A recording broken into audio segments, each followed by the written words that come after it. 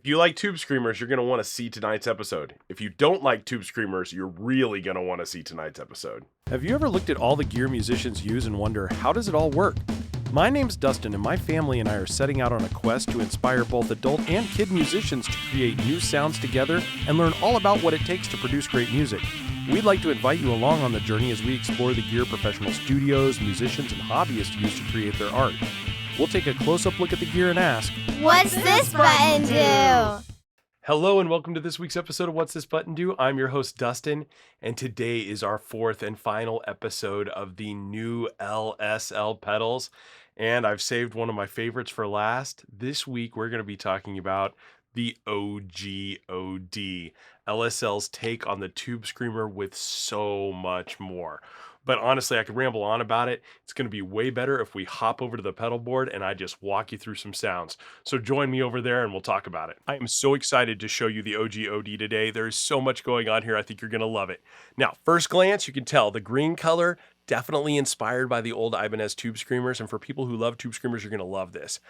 I'm not the kind of person that really uses a TubeScreamer. I've never found one that truly bonded with me until now. And that's why I want to share this with you, because this is such an awesome pedal.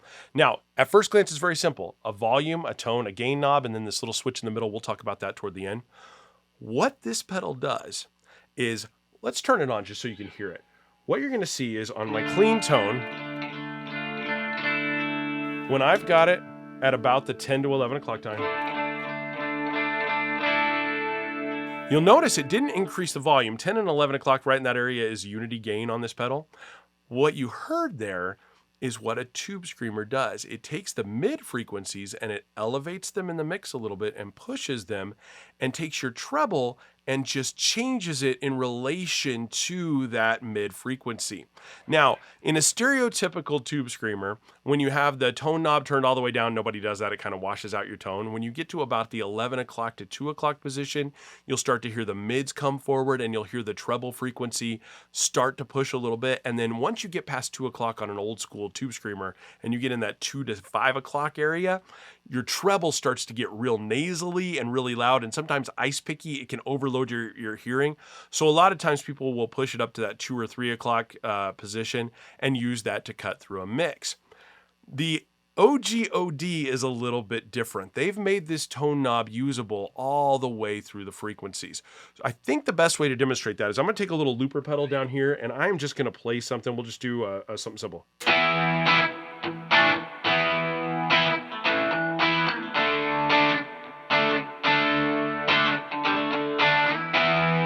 Perfect. Listen to the tone as I change it. All the way down. Notice your mids and your trebles aren't as high, and it's just kind of a flat. Watch as I come up toward the middle. Hear those mids starting to come out?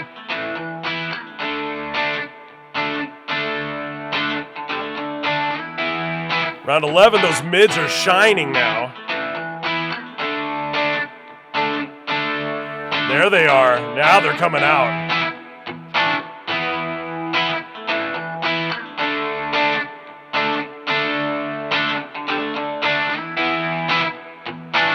I'm going to stop this for 1 second. Now we're at about 2 o'clock now. Now I want you to start paying attention to the treble frequencies and watch what happens once we pass 2 o'clock.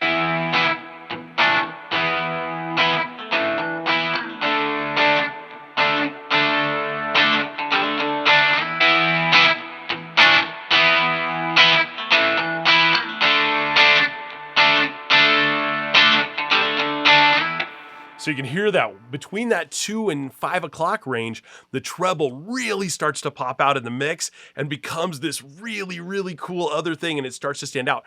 This is great for soloists. Anybody who's playing in a band and they want their sound to really shine, that's where the TubeScreamer is typically used. You bring the tone knob a little higher up and you start to come out in the mix. Now, the thing you'll notice there, though, is that we never got this nasty kind of ice picky sound that I was talking about earlier, even though we had that tone all the way out. That's because right now we're not introducing any gain. You notice the gain knob is turned all the way down. The more gain we add, the more we start to distort the sound and start to push it a little bit. So next up, let's do that with the same loop. We're gonna bring that up again, and I'm gonna add the gain, and I'm gonna show you what happens. Let's keep this right around that 1 o'clock sweet spot where the mids are being pushed, and then we'll mess with that as I go. Listen to what happens.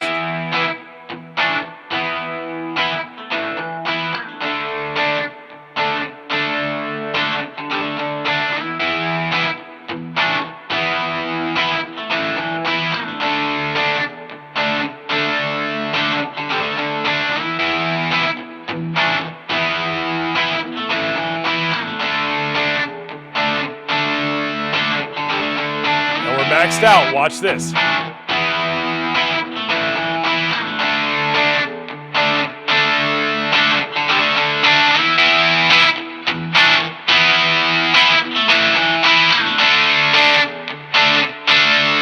you see there, I've got everything maxed out. We're at the volume. I mean, we're at the maximum of tone. We're at the maximum of gain, and we still didn't over distort our signal. We still didn't make it ice picky. We just gave it a nice push so that it really started to shine through. If you're playing in a band with a bass player, maybe a rhythm guitarist, and you need your sound to cut through, that's how you do it. But you'll also notice there, even with all that turned on, we weren't overloading the room. We weren't overloading our microphones and giving us that shrill ice picky sound. LSL did a great job of keeping these two in check so that they never become too much and too overwhelming. So you can run this fully maxed out and not worry. In fact, I'm gonna do one other thing. I'm gonna max them all out. You're gonna hear a little bit of that gain in the room, but then I'm gonna play it.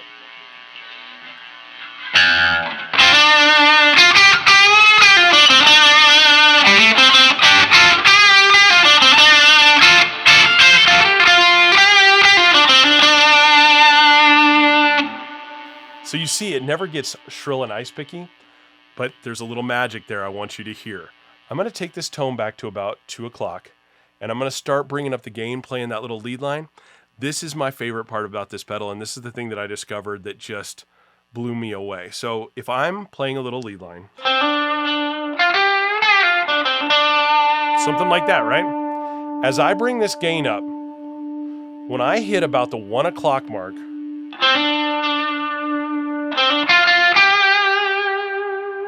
do you hear those little harmonic overtones that are happening? Bring it up a little more. I'm gonna bring the treble up just slightly.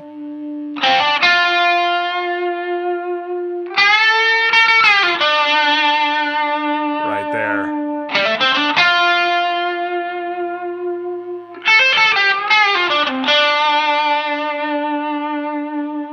I hope that's coming through in the microphone. In the room, there is this magical overtone that happens when you've got these two right around the 1, 2 o'clock position. There is this glorious thing that happens where this harmonically rich character comes in. When you sustain a note or when you vibrato a note, it just highlights it and makes it shine. And that is the real magic of this pedal. All right, I want to do one more thing.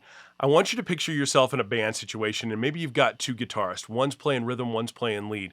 Think like Pearl Jam, where you have Stone Gossard and Mike McCready. Stone's got to play these rhythm lines while Mike's playing all these crazy, old school blues licks over the top of that in a rocky way. How do we stand out as the rhythm player, and how do we stand out as the lead player? Well, obviously, if I ask you which one of those two players is going to be using a TubeScreamer, all of you would say Mike McCready. You're going to say Mike's going to put that on, crank up the tone just like we talked about earlier, and he's going to shine over the top of Stone's playing, which is true. That is typically what a guitarist will do. I'm here to argue that the OG OD is the perfect overdrive for the rhythm player to play as well. I say all day, Mike can have this to play his lead lines, but as a rhythm player, I want to show you what I would do. If I was going to be playing rhythm, what I would do is I would take my gain way back to about 9 o'clock. I'd put my tone right around 2. I'm going to turn this on so you can hear it. Sounds good, right? There's not an overload of treble here. There's just a nice groove to play over. Here's where the magic switch comes in.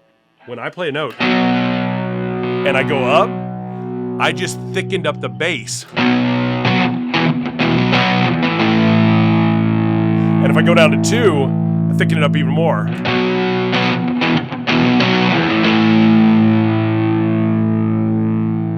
And what that's doing is giving me all this space for my soloist to play over the top of me, but I'm still getting that grit, that drive, that fun, and I'm taking some of the treble out of it. This even works on cowboy chords. So if I play this without...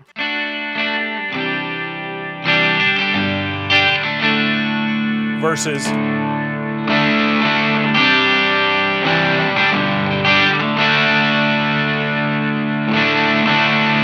See how much less the treble shines when I do that, but all those bass notes and those mid notes are nice and thick and juicy.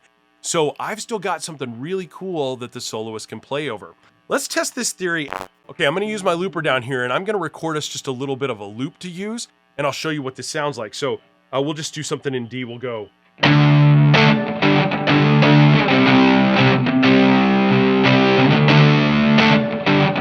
Perfect.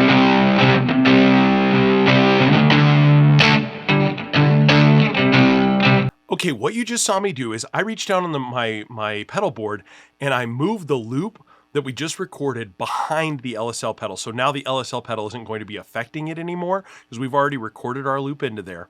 What I'm gonna do now, I'm gonna shut this off for a second and I'm gonna readjust the pedal. I'm gonna bring back to the 0 mode. I'm gonna boost my volume up. I'm gonna boost my tone up and my gain up. We're gonna get my gain up to that 2 to 3 o'clock range so we get that sweet little harmonic thing going. I'm gonna boost the volume up to about 3 o'clock, right in that area. And now what I'm gonna do is I'm gonna play that loop and then I'm gonna play a little lead line over it so you can hear the separation that this creates. Now keep in mind, this is a looper. I'm not recording this into a DAW and playing with you as a separate track. No, this is all going to be coming out of the amp at one time. And what it's gonna sound like is 2 different amps playing with 2 different guitars. You're gonna hear them both, but this is all coming to you live out of 1 amp through a looper. So let's do that. I'm gonna go ahead and start the loop up and we'll go.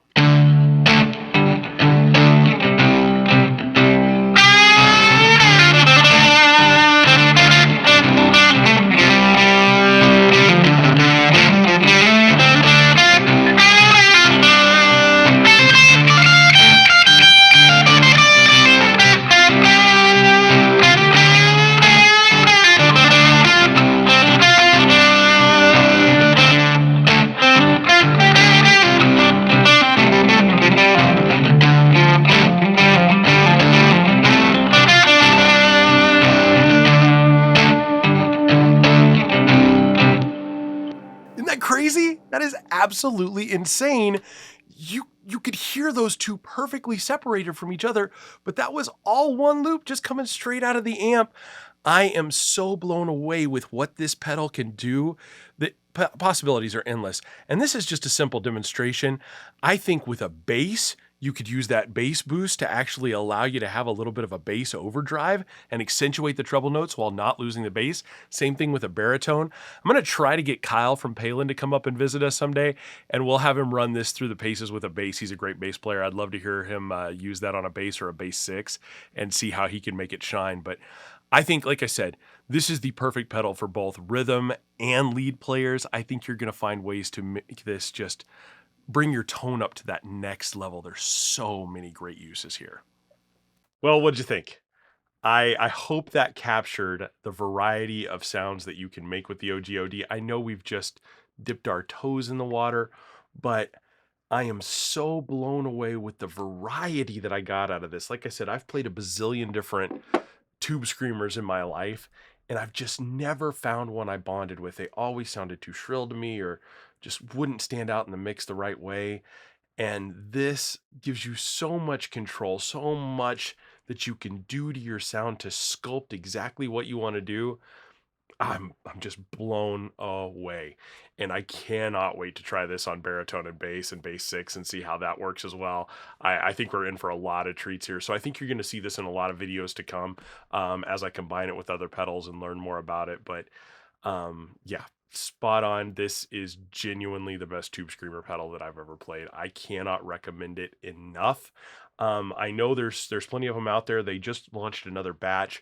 I know our friends at Palen Music have one. I'll put a link down here so you can go check out their website, order one off of there. They're not expensive. I mean, these things are a few bucks more than a standard old basic pedal. So they did not break the bank. They really did a good job of keeping the prices down on there. And again, I'm not a shill for them. They did not pay me for these episodes. They did not send me these pedals. I bought them. So this is just me being honest. I am so blown away by this series. I can't wait to see what they do next. I'm really hoping they start tackling some of the other things. Really want them to get into fuzz. I think that'll be really, really interesting. So we'll see what comes from them in the future. And believe me, when the next launch happens, I will be there. I will get you an update as soon as I can if there's another wave of pedals coming. So next week we are going to get into some really fun stuff. I got a box in the mail the other day, and the new Maris Mercury X is here. So I'm going to break it open this week, do some recordings, and we'll take a look at it in a little bit of a deep dive next week. So join me back here. Got a lot of other surprises coming, and then we're going to do something really fun in December with a little gear in review for the year. I think everyone's going to really enjoy that for Christmas time. So please join us back there. If you get a chance, take a look at my Instagram account. If you're on Instagram at What's This Button Do Dustin, I'll put a link down below. Give me a like over there. I'm going to be posting some little sound samples as we go through here, new things that I find on there occasionally. So feel free. And please, if you get a chance to play one of these, or if you have other questions, please comment down below. I'd love to help answer your questions, but I'd also just love to hear success stories as you play these, as you hear them. I'd love to hear from other people, not just me, talk about how much they like these or struggles that they're having with them. If you have one, I'd love to hear about that too. But please, please, please comment down below with any experiences you have with the pedal. I would love to hear your stories. Well, thanks so much for coming out and spending time with us this week. I look forward to seeing you next week. Take care and have a wonderful day.